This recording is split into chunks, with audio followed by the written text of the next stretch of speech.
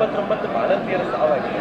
So ಈ ನಿಟ್ಟಿನಲ್ಲಿ ಏನಾದರೂ ಆರೋಗ್ಯ ಇಲಾಖೆ ಆಗಿರ್ಬೋದು ಅಥವಾ ಆರೋಗ್ಯ ಶಿಕ್ಷಣ ಇಲಾಖೆ ಆಗಿರ್ಬೋದು, ನಾನು ಆಗಿರ್ಬೋದು, ಮೊನ್ನೆ ನಡೆದಂಥ ಕ್ಯಾಬಿನೆಟ್ ಮೀಟಿಂಗ್ದಲ್ಲಿ ನಾವು ಸಂಪೂರ್ಣವಾಗಿ ಕರ್ನಾಟಕದಲ್ಲಿ ಎಷ್ಟು ಕಳೆದ 3 ತಿಂಗಳಲ್ಲಿ ಎಷ್ಟು ಬಾಣಂತಿಯರ ಇದಾಗಿದೆ, ಗರ್ಭಿಣಿಯರದಾಗಿರ್ಬೋದು ಅಥವಾ ಮಕ್ಕಳದ್ದು ಏನು ಪ್ರಮಾಣ ಅನ್ನೋದನ್ನು ನಾವು ಕಲೆಕ್ಟ್ ಮಾಡ್ತಾ ಇದ್ದೀವಿ. ಏನು ಕಾರಣ ಅನ್ನೋದನ್ನು ಕೂಡ ಸ್ಟಡಿ ಮಾಡ್ತಾ ಇದ್ದೀವಿ. ಬಳ್ಳಾರಿಯಲ್ಲಿ ನಡೆದಂಥ ಘಟನೆ ಯಾವ ಕಾರಣದಿಂದ ಆಗಿದೆ ಅನ್ನೋದು ಕಳಪೆ ಗುಣಮಟ್ಟದ ಒಂದು ಔಷಧಿಯಿಂದ ಈಗಾಗಲೇ ನಾವು ಕಪ್ಪು ಪಟ್ಟಿಗೆ ಆ ಒಂದು ಕಂಪನಿಯನ್ನು ಸೇರಿಸಿದ್ದೀವಿ ಮತ್ತು ಇನ್ವೆಸ್ಟಿಗೇಷನ್ ನಡೀತಾ ಇದೆ. ಮತ್ತು ಆ ಕಂಪನಿಯ ಮೇಲೆ ಏನು ನಾವು ಕ್ರಿಮಿನಲ್ ಮೊಕದ್ದಮೆಯನ್ನು ಏನು ನಾವು ದಾಖಲಿಸಬೇಕಾಗಿತ್ತು ಅದನ್ನು ಕೂಡ ಮಾಡ್ತಾ ಇದ್ದೀವಿ.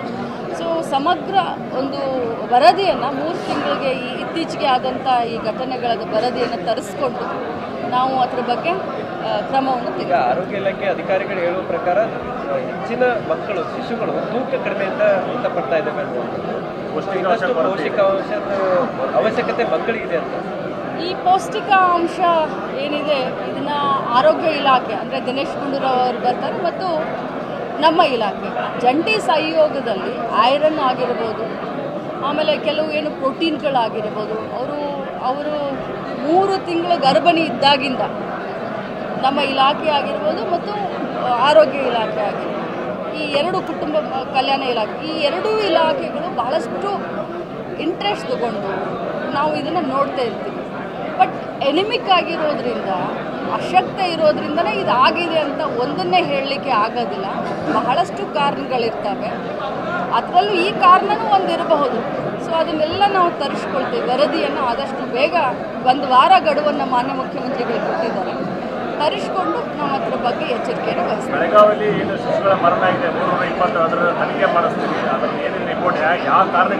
ರಿಪೋರ್ಟ್ ಬಂದ ತಕ್ಷಣ ನಾವು ಅದನ್ನು ಏನು ಮಾಡಬೇಕು ಅನ್ನೋದನ್ನ ಚರ್ಚೆ ಮಾಡಿ ಕ್ರಮ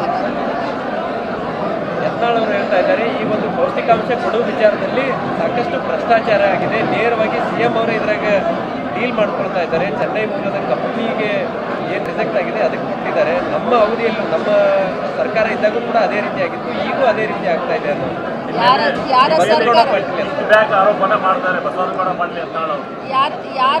ಸರ್ಕಾರ ಇದ್ದಾಗ ಆಗಿತ್ತಂತೆ. BJP ಸರ್ಕಾರ ಇದ್ದಾಗೂ ಅದೇ ಕಂಪ್ನಿಗೆ ಕೊಟ್ಟಿದ್ರು, ಈಗ ಸರ್ಕಾರ ಬಂದ ಮೇಲೂ ಅದೇ ಕಂಪ್ನಿಗೆ ಕೊಟ್ಟಿದ್ದಾರೆ.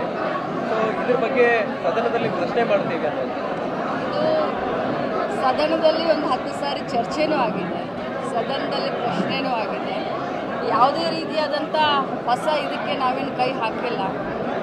ಏನು ಸುಪ್ರೀಂ ಕೋರ್ಟ್ನ ನಿರ್ದೇಶನ ಏನಿದೆ ಆ ನಿರ್ದೇಶನದ ಪ್ರಕಾರ ನಾವು ಈ ಕೆಲಸವನ್ನು ಮಾಡ್ತಾ ಇದ್ದೀವಿ.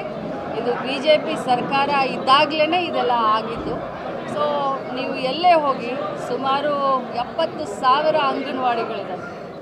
70,000 ಅಂಗನವಾಡಿಗಳಲ್ಲಿ ದೇವರ ಆಶೀರ್ವಾದದಿಂದ ಇಲ್ಲಿಯವರೆಗೂ ಒಂದು ಕೂಡ ದುರ್ಘಟನೆ ಆಗಲಿ, ಆರೋಗ್ಯ ಸಮಸ್ಯೆ ಆಗಲಿ